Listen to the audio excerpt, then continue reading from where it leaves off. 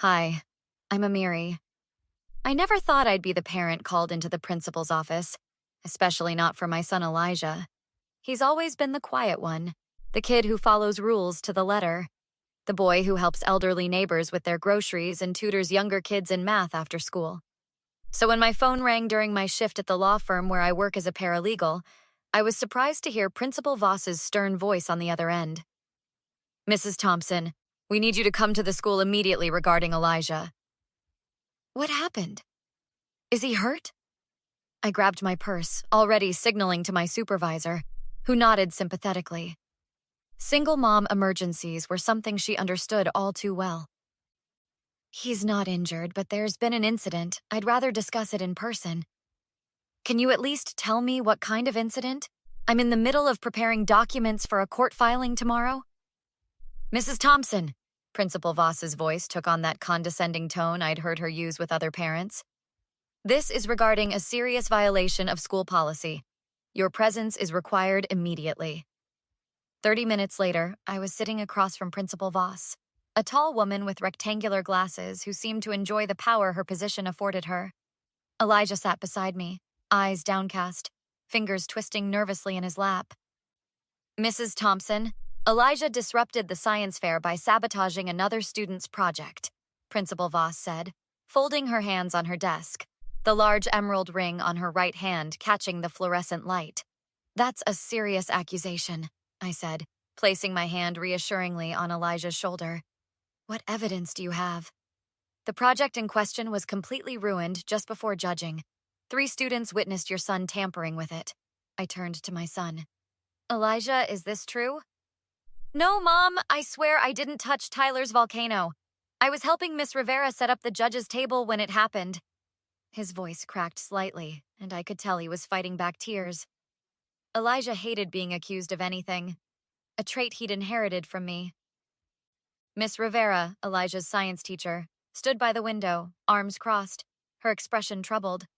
She was younger than most faculty, probably in her early 30s, with a reputation for being fair but firm. "I can confirm Elijah was with me during the setup period, Principal Voss.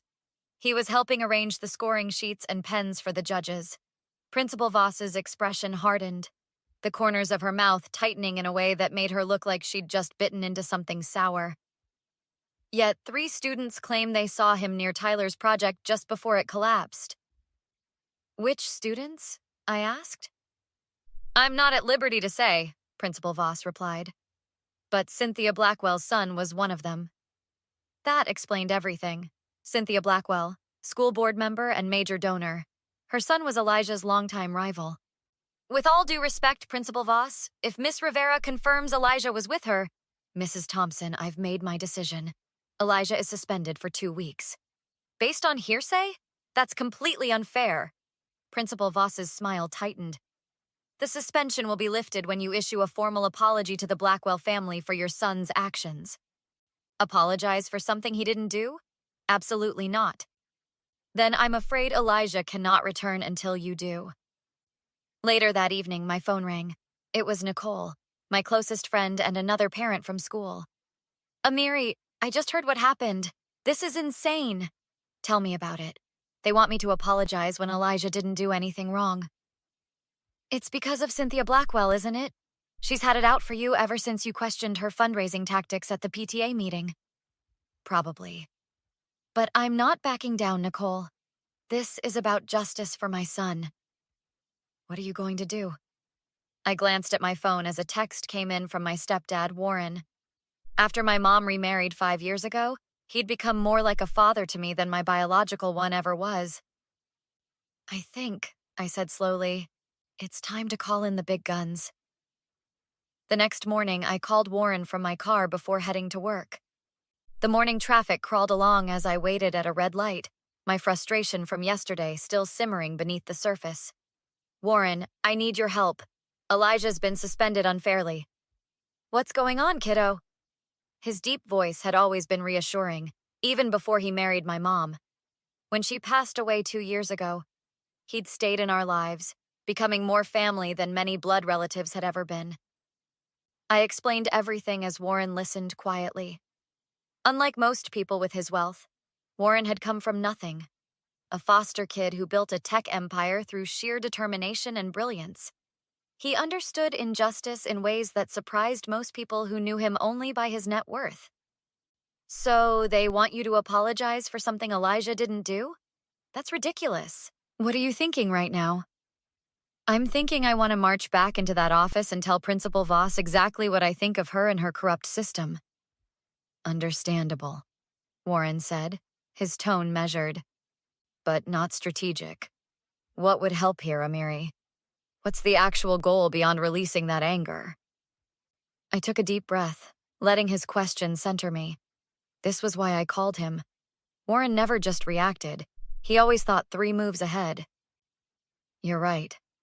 The goal is getting Elijah back in school without having to lie. I need leverage, something to make them reconsider without an apology.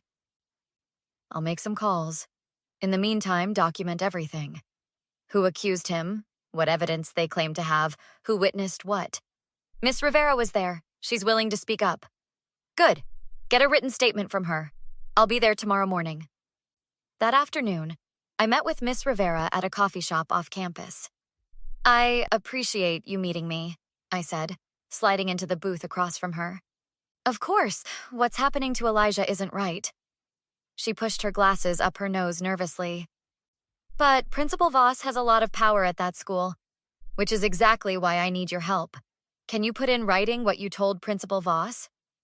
I don't know, Amiri. I need this job. I understand. But think about the message we're sending to the kids if we let this stand. She sighed. Tyler's volcano project was nowhere near Elijah. In fact, I saw Jordan Blackwell lingering around it before the judges arrived. Jordan sabotaged his own friend's project and blamed Elijah? I didn't see him do anything, but he was there when I wasn't supposed to be anyone in that section. As we talked, the door to the coffee shop opened and in walked Cynthia Blackwell with Vice Principal Marsh. They spotted us immediately. Well, Cynthia said, sauntering over. Planning your apology, Amiri? Actually, we were discussing how your son was seen near Tyler's project before it was damaged. Cynthia's smile vanished. Be careful making accusations you can't back up. Some of us have influence in this district. Vice Principal Marsh cleared his throat. Mrs. Thompson, reconsider Principal Voss's offer. An apology would make this all go away. And admit to something my son didn't do? Not happening.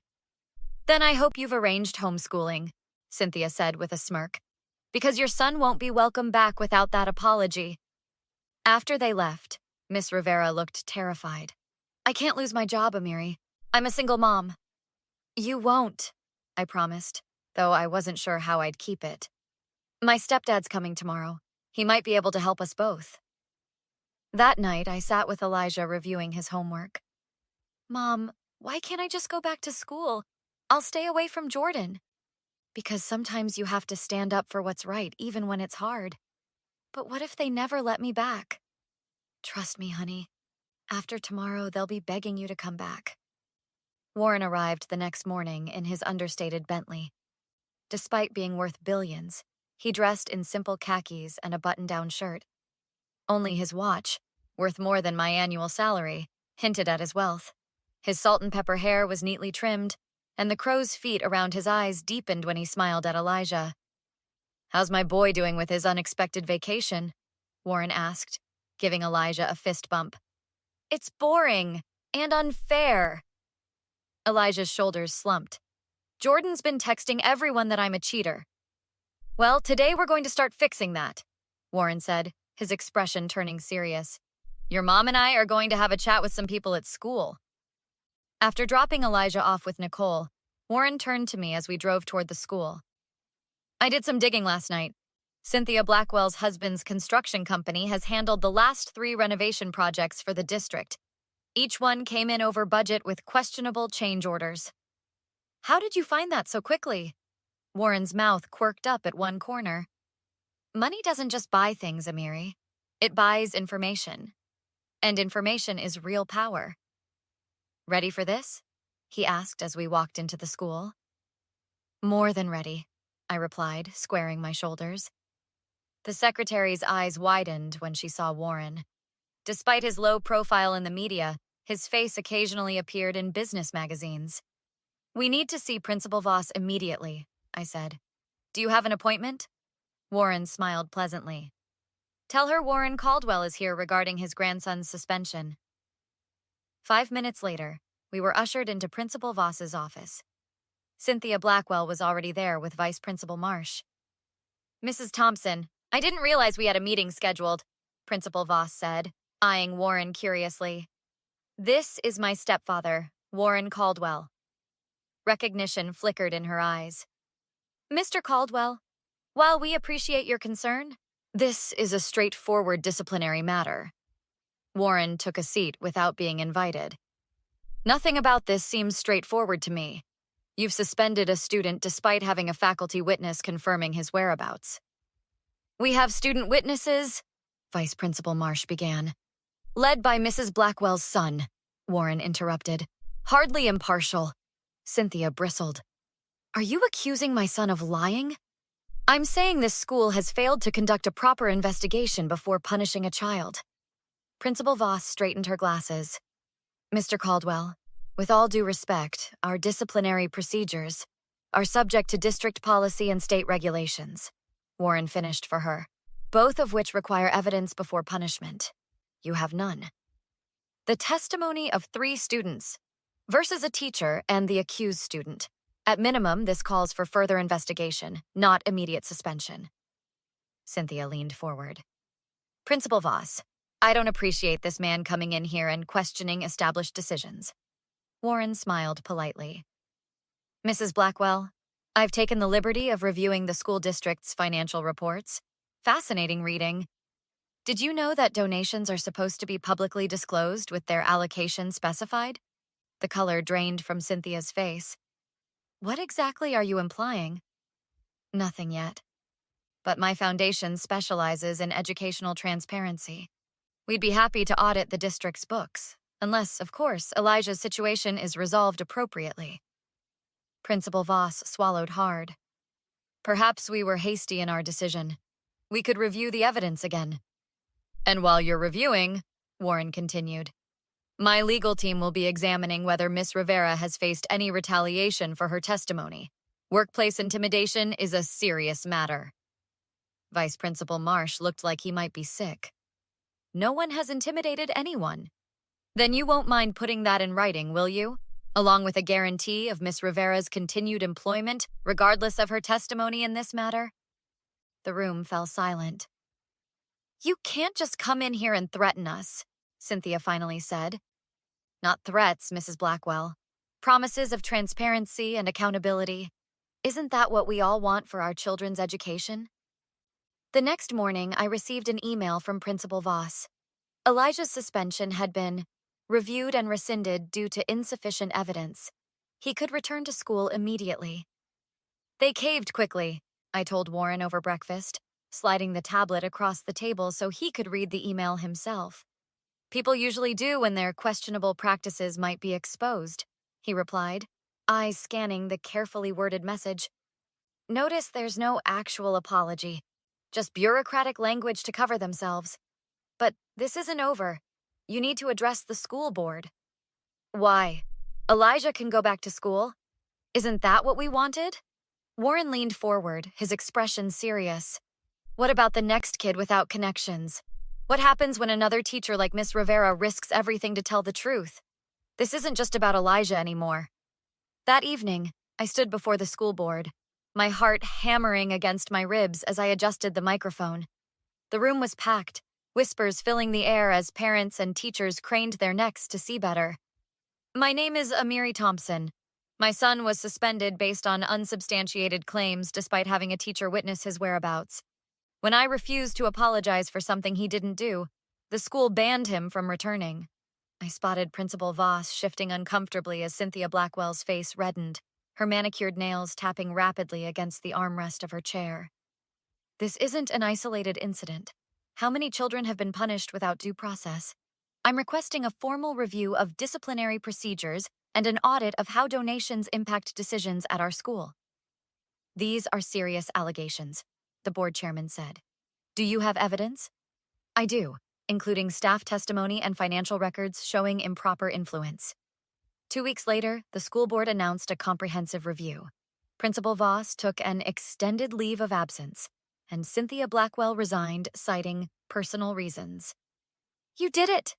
Nicole exclaimed when the news broke, her voice bubbling with excitement over the phone. "The whole district is talking about it. My daughter's teacher said people have been afraid to speak up for years." "We did it.